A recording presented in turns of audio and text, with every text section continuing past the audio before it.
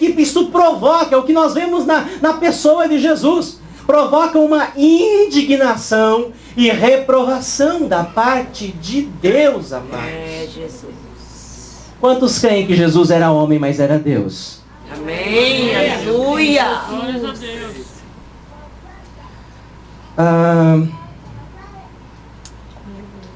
Um homem chamado Tertuliano.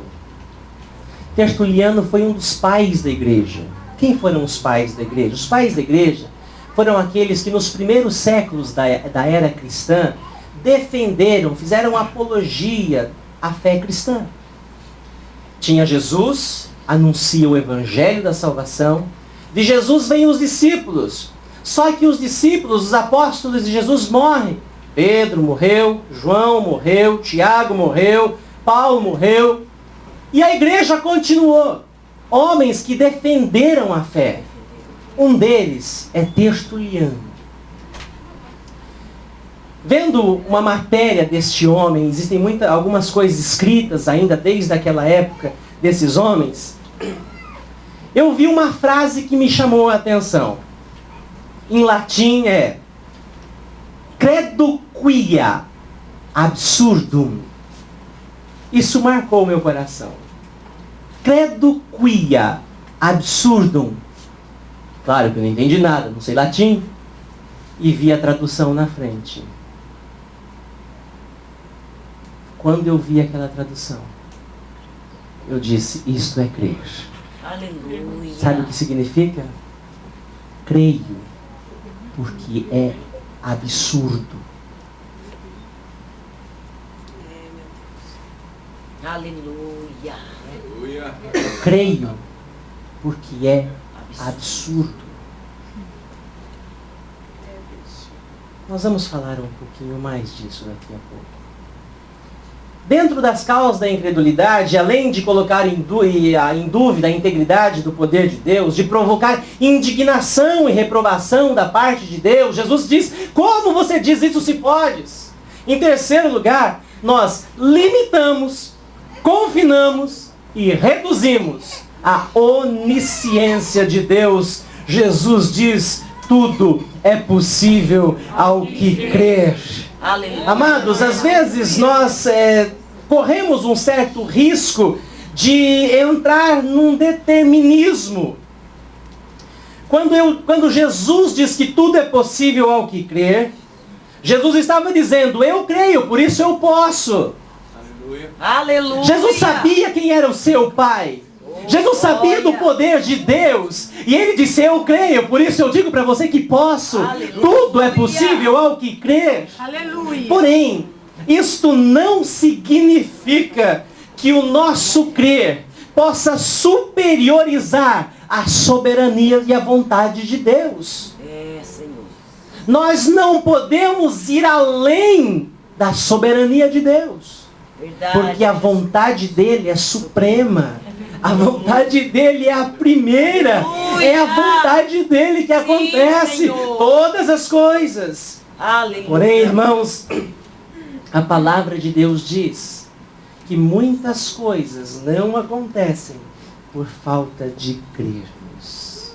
É, meu Deus. Em quarto lugar, eu gostaria de dizer para vocês que existe uma ponte entre a incredulidade e a fé.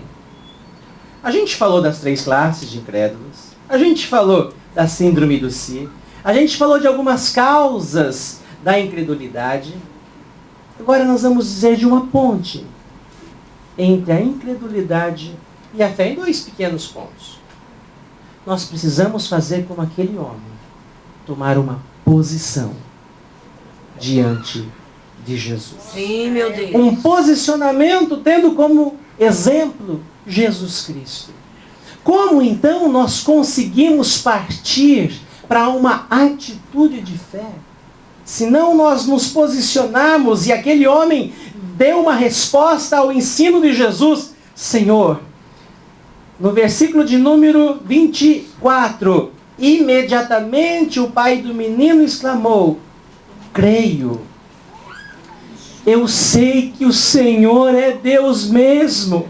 Aquela palavra entrou de fato no coração daquele homem. Graças E ele a disse: Deus. eu creio, ajuda-me a vencer a minha incredulidade. A ponte entre a incredulidade e a fé é você se posicionar: Jesus, tu és Senhor. Aleluia. E o segundo ponto é reconhecer a sua fragilidade e a sua pequenez, dizendo: Deus, ajuda-me a vencer a minha incredulidade. Reconhecer que você depende de Deus para todas as coisas e pedir restauração da sua fé através de um milagre.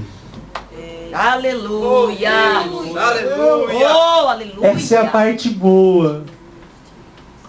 Às vezes Deus é tão misericordioso que promove o milagre para que a nossa fé aconteça. Aleluia. Amados, Meu Deus. existem situações das nossas vidas que nós só passamos para ver o milagre de Deus acontecer. Verdade.